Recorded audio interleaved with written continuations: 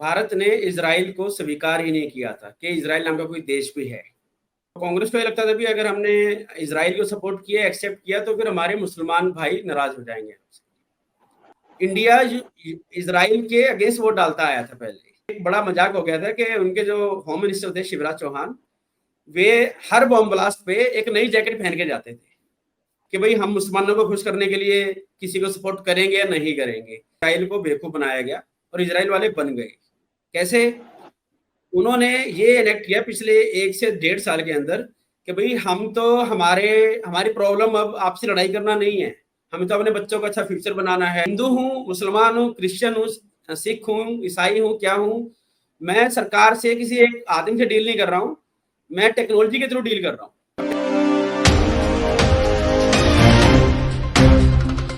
नमस्कार दोस्तों, जय हिंद। हम लोग देख रहे हैं straight talk with Nitin Malik.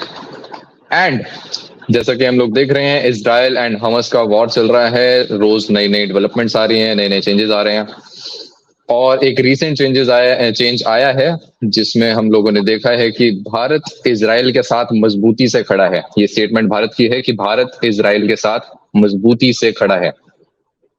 सो नितिन जी, जैसा हम लोग देख सकते हैं, हिस्ट्री में पहले ऐसा ना के बराबर ही हुआ है कि हम लोग किसी एक पार्टी के साथ, इजराइल या फिर फिलिस्तीन के साथ, मजबूती से खड़े हैं। हम लोग हमेशा मिडल वे ढूंढते आए हैं।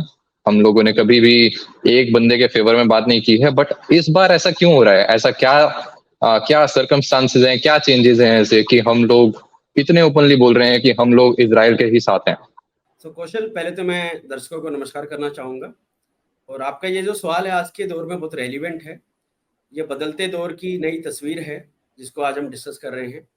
तो देखिए, पहले थोड़ा सा बैकग्राउंड में जाते हैं कौशल। तो 1947 से जब इंडिया आज़ाद हुआ था टिल 1992 तक भारत ने इजराइल को स्वीकार ही नहीं किया था कि इजराइल नाम का कोई देश भी है। राइट? ऐसे बहुत सारे कंट्री हैं वर्ल्ड में जिन्होंने इजराइल को एक्सेप्ट ही नहीं किया। और क्यों एक्सेप्ट नहीं किया? क्योंकि हर कंट्री में मोस्टली मुसलमान हैं। हमारे यहाँ कांग्रेस का राज रहा था पहले, तो कांग्रेस को ये लगता था भी अगर हमने इजराइल को सपोर्ट किया, एक्सेप्ट किया, तो फिर हमारे मुसलमान भाई नाराज हो जाएंगे। तो इसका मैं बोलूंगा अपीजमेंट पॉलिटिक्स, कि भाई एक समुदाय विशेष को खुश करने के लिए इन्होंने ये रणनीति अपनाई थी। राइट? तो 1992 में इन्होंने हमारी ये मिलीजुली सरकार आई थी, तो उसमें वाजपेयी जी भी थे। उन्होंने इनको एक्सेप्ट किया इजराइल को। बट तभी रिलेशनशिप उतने स्ट्रॉन्ग नहीं हुए थे। जो मोस्टली उस टाइम गठबंधन सरकारें आती थी, तो गठबंधन सरकारें स्ट्रॉन्ग फैसले नहीं ले पाती थी। ज्यादा बड़ा चेंज आया 2014 के बाद। राइट? 2014 में जब मोदी जी की सरकार आई, उन्होंने स्ट्रॉन्ग डिसीजन लेने स्टार्ट किए। उनमें से एक ये भी था कि हम इजराइल को ना सिर्फ एक्सेप्ट करेंगे, इजराइल से हम अपने रिलेशनशिप बहुत बहुत स्ट्रॉन्ग करने वाले हैं। देखिए, फनी बात बताऊं मैं आपको, 1992 से पहले, इवन 2014 से पहले, भारत यूएन में, यूनाइटेड नेशन में इजराइल के खिलाफ वोट करता आया है। यूएन में क्या होता है, सारे देश मिलके वोट, एक प्रस्ताव लाते हैं भी, अच्छा इजराइल ने गलत किया है, रशिया ने गलत किया है, तो हर देश मिलके वोट डालता है, किसी के फेवर में, किसी के अगेंस्ट में। इंडिया इजराइल के अगेंस्ट वोट डालता आया था पहले। और 2014 के बाद क्या किया इन्होंने, वोट इसके फेवर में नहीं डाली, बट वोट से एब्सेंट हो जाते थे इंडिया वाले। मोदी जी कहने के बाद भी हम वोट ना फिलिस्तीन के अगेंस्ट डालेंगे, बट इजराइल के खिलाफ भी नहीं डालेंगे। तो ये उसी टाइम अंदाजा हो गया था कि इंडिया इजराइल के रिलेशनशिप बहुत स्ट्रांग हो रहे हैं। फिर Modi ji first prime minister बने जो इजराइल में विजिट किया था उन्होंने। और फिर हमारा ट्रेड, टेक्नोलॉजी ट्रांसफर, हमारे लोगों का आना जाना, टूरिज्म काफी बड़ा, वहां पे आना जाना, आदान प्रदान हुआ, इंपोर्ट एक्सपोर्ट बढ़ा, रिलेशनशिप स्ट्रांग हुआ। इंडिया ने वहां से हथियार लेने स्टार्ट किए। राइट? और आज का चेंज, ये आपका जो क्वेश्चन में अब आ रहा हूँ, सॉरी थोड़ा सा लेट आया हूँ, बट हिस्ट्री बताना दर्शकों को बहुत जरूरी है कि आज के टाइम में चीजें इतनी चेंज हो चुकी हैं। ग्लोबल वर्ल्ड ऑर्डर बहुत ही चेंज हो चुका है। अब इंडिया जैसे इजराइल का फ्रेंड है, इजराइल यूएसए का फ्रेंड है, इंडिया भी यूएसए का फ्रेंड है। तो एक तो ये डायरेक्ट वे में आप यूएसए को भी सपोर्ट कर रहे हो, बिकॉज रशिया और यूक्रेन का जब वार हुआ था तो रशिया इंडिया का फ्रेंड था, तो यूएसए ने बहुत जोर लगाया कि भाई तुम रशिया को क्रिटिसाइज करो यूक्रेन पे हमला करने के लिए। बट इंडिया ने क्रिटिसाइज नहीं किया, बल्कि उनसे व्यापार भी किया, उनसे मोटा मोटा तेल भी लिया, प्रॉफिट कमाया काफी। इंडिया ने वहां पे अपना स्टैंड पे अड़े रहे। अब यहाँ पे इजराइल हमारा फ्रेंड है, यूएस से भी फ्रेंड है, तो एक पॉजिटिव बात होगी, हम भी इनको फेवर करने में कोई नुकसान नहीं हो रहा है, नंबर वन। नंबर टू, वहां पे इजराइल और रशिया में क्या डिफरेंस था, वहां पे कंट्री टू कंट्री फाइट हो रही थी। यहाँ पे क्या है, इजराइल वर्सेस हमास। हमास कोई कंट्री नहीं है, हमास तो एक आतंकवादी संस्था है, ग्लोबली उसको टेरर ऑर्गेनाइजेशन का नाम दिया जाता है, वो बैंड है बहुत सारे कंट्री के अंदर। अब अगर कोई आतंकवादी संस्था किसी कंट्री पे अटैक करेगी, खासकर हमारे जैसा देश जहाँ पे इतने आतंकवादी हमले होते रहे हैं, राइट, तो फिर हम तो उस दर्द को बहुत अच्छे से समझते हैं। 26/11, पठानकोट, उरी, और जब 14 से पहले तो इंडिया में बॉम्ब ब्लास्ट होने बहुत आम बात थी, कभी हैदराबाद में, कभी मुंबई में, कभी पुणे बेकरी में, कभी दिल्ली में, सरोजनी नगर में, बहुत ही कॉमन बात होती थी। आपको पता है कांग्रेस के टाइम में ये एक बड़ा मजाक हो गया था कि उनके जो होम मिनिस्टर थे शिवराज चौहान, वे हर बॉम्ब ब्लास्ट पे एक नई जैकेट पहन के जाते थे कि मीडिया वाले से मिलूंगा तो नई जैकेट दिखाई जाएगी, अच्छे कपड़े दिखाए जाएंगे। उसका बहुत मजाक उड़ा था कि होम मिनिस्टर साहब नई जैकेट पहन के आ जाते हैं और बयान दे देते हैं हम इनको नहीं बख्शेंगे, कड़ी सजा दी जाएगी, कड़ी निंदा करते हैं, और होता कुछ नहीं था। अगले दिन फिर नया बॉम्ब ब्लास्ट, एक दिन 3 बॉम्ब ब्लास्ट हुए, एक हैदराबाद में, एक अहमदाबाद में, एक दिल्ली में। तीनों जगह वे अलग अलग जैकेट पहन के गए थे। तब ये बड़ा, आप चेक कर सकते हैं, गूगल पे मिल जाएगा ये। तो ये कांग्रेस के अप्रोच को बताता है कि वो कितने सीरियस थे इनको रोकने के लिए। पर मोदी जी के आने के बाद कोई ऐसा बड़ा अटैक हुआ नहीं, आम जनता के अंदर बॉम्ब ब्लास्ट बहुत ही पास की बातें हो चुकी हैं। तो आतंकवाद के दर्द को भी इंडिया समझता है, इसलिए भी इजराइल को सपोर्ट किया, राइट। और इंडिया में अब अपीजमेंट पॉलिटिक्स नहीं चलेगी कि भाई हम मुसलमानों को खुश करने के लिए किसी को सपोर्ट करेंगे या नहीं करेंगे, या हिंदुओं को भी खुश करने के लिए। अपीजमेंट पॉलिटिक्स मोदी सरकार मेरी नॉलेज में तो नहीं करती है। देखिए, इलेक्शन के दौरान हीटेड आर्गुमेंट होते हैं, बीजेपी गवर्नमेंट बहुत भड़काऊ बयान देती है, कांग्रेस भी देती है, हर पार्टी देती है, और ये यूएसए में भी होता है। ऐसा नहीं कि इंडिया की पॉलिटिक्स ही ऐसी कुछ अलग है।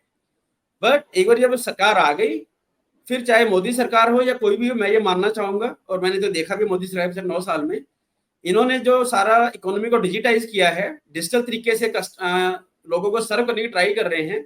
उसमें क्या होता है कि सरकार फेसलेस हो जाती है। मैं हिंदू हूँ, मुसलमान हूँ, क्रिश्चियन हूँ, सिख हूँ, ईसाई हूँ, क्या हूँ, मैं सरकार से किसी एक आदमी से डील नहीं कर रहा हूँ, मैं टेक्नोलॉजी के थ्रू डील कर रहा हूँ। अब टेक्नोलॉजी तो नहीं बचानेगी ना मुझे कि मैं मेरा धर्म क्या है, मेरी जात क्या है, राइट। तो ये एक बड़ा रीजन है कि इंडिया के अंदर भी अपीजमेंट पॉलिटिक्स से ऊपर उठ रहा है। तो इंडिया ये नहीं सोचता कि अगर मैंने इजराइल को सपोर्ट किया तो मुसलमान क्या सोचेंगे। हालांकि दुख की बात है, कुछ मुसलमान भाई अभी भी इंडिया में हैं। अभी अलीगढ़ मुस्लिम यूनिवर्सिटी में परसों ही स्टूडेंट ने एक मार्च निकाला था फिलिस्तीन के सपोर्ट में, राइट, इजराइल के खिलाफ। बट वे लोग हमास को भी सपोर्ट कर रहे थे। फिलिस्तीन के सपोर्ट में मुझे दिक्कत नहीं है, बट आप हमास को कैसे, भाई आतंकवादी आपके घर में आके आपके बच्चों को गोली मार रहा है, उनका गर्दन चाकू से काट रहा है, आग लगा रहा है, लड़कियों को रेप कर रहा है, फिर मार रहा है उनको। How can you justify this kind of thing. ये अच्छी बात है कि यूपी में योगी सरकार है, उन्होंने उनके खिलाफ एफआईआर दर्ज कराई है, ये पहली बार हुआ है, तो मैं बहुत खुश हूँ इस बात को लेके। तो आई थिंक ये एक अच्छा डिसीजन है भारत सरकार का, और I support Modi government on this. So basically हम लोग कह सकते हैं कि सरकारें बदली हैं, इसलिए हमारी इजराइल से ज्यादा दोस्ती हुई है, और इसलिए हम लोग इजराइल के साथ खड़े हैं। सरकारें भी बदली हैं, वो भी एक व्यू है, और अभी के स्ट्रॉन्ग सरकार है, मेजोरिटी की सरकार है, उसे डर नहीं है कि अगर मैंने कुछ ऐसा out of the way, out of the box आके कुछ किया तो मुझे कोई सरकार मुझसे मेजोरिटी छीन लेगी, मेरी सरकार गिर जाएगी। नंबर 2, हिंदू जूस के साथ बहुत आइडेंटिफाई करते हैं अपने आप को।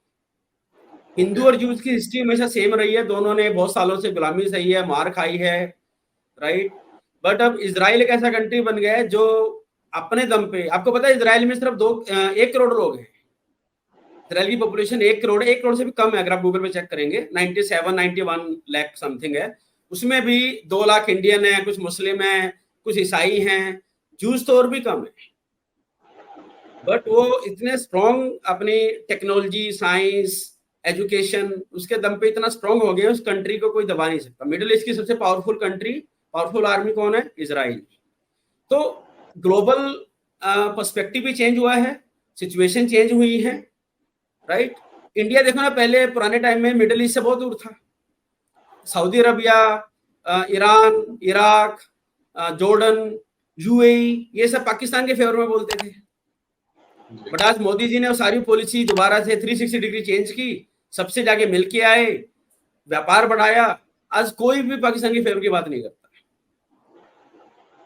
तो ये सिर्फ मैं ये बोलूंगा कि ये चेंज, ये जो बदला हुआ ग्लोबल ऑर्डर है ना, वर्ल्ड ऑर्डर है, इसमें बहुत सारी चीजें आपको नई करनी पड़ेंगी।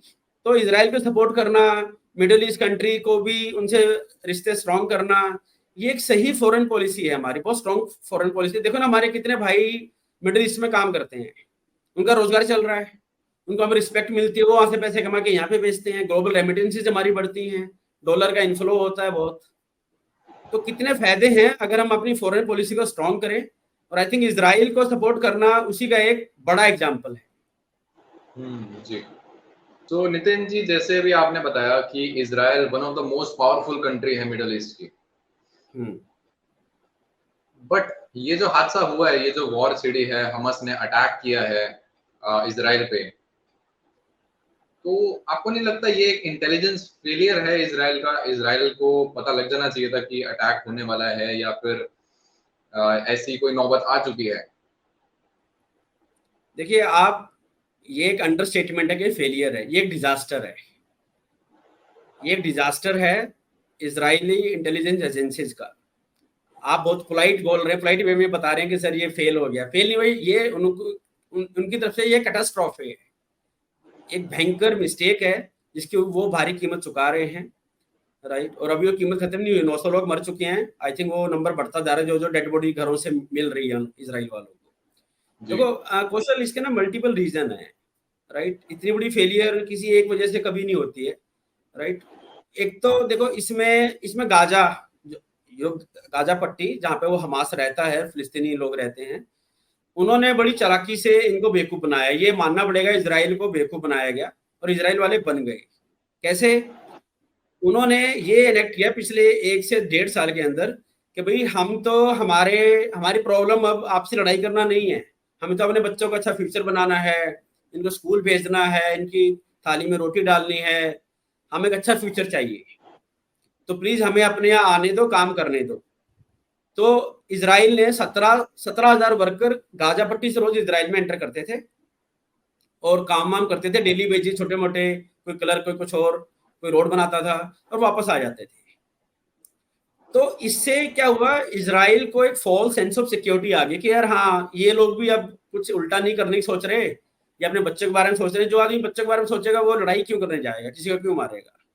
और दूसरा, अब इनमें वो पावर भी नहीं रही है, ये क्या बिगाड़ेंगे, हमारा तो बहुत स्ट्रांग है, ओवर कॉन्फिडेंस भी आ गया। तो फॉल्स सेंस ऑफ सिक्योरिटी कि दुश्मन मेरा शांत है और हम तो बहुत पावरफुल हैं।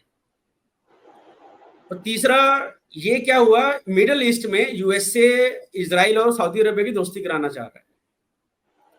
तो अभी बल्कि जिस दिन ये हमला हुआ उससे 2-3 दिन पहले ही बयान आया था सऊदी अरबिया के प्रिंस का, मोहम्मद बिन सलमान, जो वहां का किंग है अभी, कि भाई मतलब किंग नहीं है वो, उनके फादर किंग है, बट वो जब मर जाएंगे तो यही किंग बनेंगे, अभी वो प्रिंस है मोहम्मद बिन सलमान। तो उन्होंने बोला था कि हाँ, हम इजराइल को एक्सेप्ट करते हैं, इनसे दोस्ती कर आगे बढ़ाएंगे और अगले 1-2 हफ्ते के अंदर हम साइन कर लेंगे, डॉक्यूमेंट एग्रीमेंट साइन हो जाएगा कि हाँ, इजराइल और सऊदी अरबिया में अब कोई दुश्मनी नहीं है। ये देश पहले लड़ाई कर चुके हैं आपस में, सऊदी अरबिया और इजराइल 2-3 लड़ाई लड़ चुके हैं ये। और सऊदी अरबिया सारे मुसलमान कंट्री का अपने आप को बॉस मानता है, राइट। तो अगर सऊदी अरबिया ने एक्सेप्ट कर लिया तो फिर बाकी कंट्री भी लाइन में लग जाएंगे और आ ही जाएंगे। तो हमास को ये था भी ये समझौता नहीं होना, अगर ये समझौता हो गया तो हमें फिर कोई नहीं पूछेगा फिलिस्तीन के मुद्दे। तो उन्होंने ये प्लान किया, क्योंकि ये सऊदी अरबिया इजराइल की, मिडिल ईस्ट की इजराइल की फ्रेंडशिप की बात आज के नहीं चल रही है, क्योंकि ऐसी चीजें हफ्ते, 2 हफ्ते, महीने में नहीं होती है, 4-4, 6-6 साल लग जाती है। डिप्लोमेटिक चीजें स्लो चलती है, मशीनरी बहुत स्लो मूव होती है। ऐसे नहीं कि आज मैंने फोन किया, कौशल आ जाओ, घर आ जाओ यार, सॉरी गलती हो गई, तुम भी गलती मान लो, आ जाओ फंक्शन में साथ चलते हैं। कंट्री का रिलेशनशिप बहुत स्लो, मशीनरी बहुत स्लो होती है। ट्रम्प के टाइम से ये चीजें चल रही हैं। तो उनको लगा इधर दोस्ती हो रही है मिडिल ईस्ट में, सऊदी अरबिया सबका बॉस है, वो भी हमारे साथ आ जाएगा, ईरान को बात भी समझा लेंगे, इधर गाजा पट्टी में ये हमारे यहाँ के काम करते हैं, राइट। तो false sense of security, over confidence और एक कंप्लेसेंसी कि भाई होता ना कि हाँ अरे सब ठीक चल रहा है, अब तो दोस्ती होने वाली है, अब तो कोई टेंशन ही नहीं है। तो ये सारी चीजों ने मिलके इनको थोड़ा ना आदमी लापरवाह हो जाता है, पीछे पड़ी चीज दिख रही है, मक्खी चाय में गिर रही है, बट उन्होंने ध्यान नहीं, लापरवाही आपकी। और इन्होंने इनकी आंखों के सामने सारा प्लान किया है इतनी स्मार्टली। इसमें ईरान का हाथ है, राइट। ईरान, क्योंकि ईरान सऊदी अरबिया के 36 का आंकड़ा है। अगर ईरान जय है तो सऊदी अरबिया गब्बर है, या वैसा वर्षा कैसे लगा लो आप। जो जय का गब्बर का रिश्ता था वही ईरान सऊदी अरबिया का है, आपस में लड़ाई होती है उनकी। तो ईरान को लगा मैं अकेले रह जाऊं, तो ईरान ने इनको सपोर्ट किया। हालांकि अभी ये खबरें आ रही है कि ईरान ने इनको सपोर्ट किया, बट ईरान को भी नहीं पता था कि इस लेवल पे होने वाला है। ईरान को ये तो था कि कुछ हमला करने वाले हैं, इनका सबसे नंबर 1 फेस्टिवल है जिस दिन ये हमला हुआ था। जैसे हमारा दिवाली है, होली है, ये इजराइल का। तो लोग उस दिन रात को पार्टी वार्टी करके, सुबह ही पार्टी होनी थी, पूरा दिन रिलैक्स होना था, और सबसे बड़ा रिलीजियस फेस्टिवल था। तो ईरान को ये तो पता था कुछ हमला होगा, बट इस स्केल पे होगा। दूसरा उनको ये नहीं पता था कि इतनी आसानी से लोग अंदर घुस जाएंगे, लैंड से भी, सी से भी और एयर से भी। लोग पैराशूट लेके फाइटर उतर रहे थे, वीडियो आ रखिएगा। तो ये उनकी बहुत बड़ी मिस्टेक है, और अभी उन्होंने ये किया भी है। अभी वो सारे के सारे देखो, ऐसे इंटेलिजेंस तो आई थी इनके पास, इंटेलिजेंस आई थी कुछ हमला होने वाला है, बट उस पर एक्ट नहीं किया गया। बॉर्डर पे, जहाँ पे बॉर्डर था वहां पे सिपाहियों को हटा लिया गया एक दिन पहले, क्योंकि फेस्टिवल था अगले दिन, भाई आ जाओ रिलैक्स कर लो, छुट्टी आज आपकी। बॉर्डर पे कोई था नहीं, इन्होंने टेक्नोलॉजी से सारे वहां पे जो ड्रोन लगे थे कैमरे वाले, वो सारे डिसेबल कर दिए हमास ने अटैक से 15 मिनट पहले। उनके वहां पे गन लगी हुई है, कैमरे लगे हुए हैं, मतलब आपको आदमी भी बैठाने की जरूरत नहीं है इजराइल के बॉर्डर पे। अगर कैमरे में कोई दिखा, उसको वो कैमरे के अंदर गन है, वो गोली मार देगी, इतना एडवांस टेक्नोलॉजी है। बट वहां पे इंटेलिजेंस फेलियर रहा, इन्होंने ध्यान नहीं दिया, उन्होंने सब ब्लॉक कर दिया और फिर अंदर घुस गए, फिर तो उन्होंने विनाश किया वहां पे जाके। तो आई थिंक, मुझे लगता है कि देखो ये बहुत बड़ी हार तो है इजराइल की, उनकी इमेज को भी बहुत बड़ा झटका लगा है, क्योंकि इजराइल की बात ही अलग होती थी टेक्नोलॉजी में, डिफेंस में। ये एक बहुत बड़ा धक्का लगा उनकी इमेज को। बट आई बिलीव के बीइंग ए स्मार्ट कंट्री, वो इससे स्ट्रांगली निकल के आएंगे, पूरे सिक्योरिटी सिस्टम को रिव्यू करेंगे और दोबारा गलती नहीं होने देंगे। जैसे कि 26/11 हुआ था, सॉरी 9/11 यूएसए में, उस टाइम इंटेलिजेंस थी इनके पास कि कुछ हमला होने वाला है एयर से, बट वो डिपार्टमेंट इतने बटे हुए थे, आइसोलेटेड, किसी ने कुछ एक्ट ही नहीं किया, शेयर ही नहीं की इन्फॉर्मेशन ढंग से। बट उसके बाद देख लो, एक भी अटैक नहीं हुआ अमेरिका पे उसके बाद से। तो आई थिंक वही इजराइल करेगा मेरे ख्याल से। और दूसरा, आई थिंक ये इस बार हमास को खत्म करने वाले हैं ये, जैसे इनका चल रहा है एंगल। इजराइल ने वहां पे हवाई जहाज से बहुत सारे बम गिरा दिए हैं, राइट, सारी बिल्डिंगें गिरा दी हैं। अब वो उनका प्लान है कि हम अपने सेना को ऑन ग्राउंड भेजेंगे और उन होस्टेज को छुड़ा के लाएंगे, बट वो बहुत मुश्किल होने वाला है। देखो कुछ भी हो जाए, इसका अंत होना है खून खराबे से। आम लोग मरेंगे, इनोसेंट लोग मरेंगे, आतंकवादी भी मरेंगे, इजरायली भी मरेंगे। बट मैं ये चाहूंगा कि इजराइल इस वॉर को फाइनली खत्म करे। अब ये ना कि आधा करके फिर वापस आ जाए, फिर दूसरा हमला। तो आई थिंक इजराइल इससे सीखेगा और अगली बार ऐसा शायद ना हो। Okay,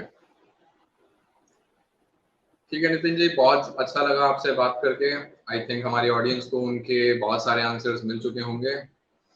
and if you guys have any questions, you can ask it in the comment section. आप लोग कमेंट सेक्शन में क्वेश्चंस पूछ सकते हो, नितिन जी और मैं मिलकर इनका आंसर देने की कोशिश करेंगे। और आप हमारे चैनल पे जाइए, हमारा ईमेल आईडी आपको मिल जाएगा, वहां पे आप हमें अपने क्वेश्चन ईमेल भी कर सकते हैं, हम उन क्वेश्चन को भी यहाँ पे कवर करेंगे। ओके गाइस, आपको वीडियो पसंद आई तो प्लीज लाइक कर दीजिए, सब्सक्राइब कर दीजिए और ऐसी ही नॉलेज, ऐसी जानकारी पाने के लिए रेडी रहिए। जय हिंद।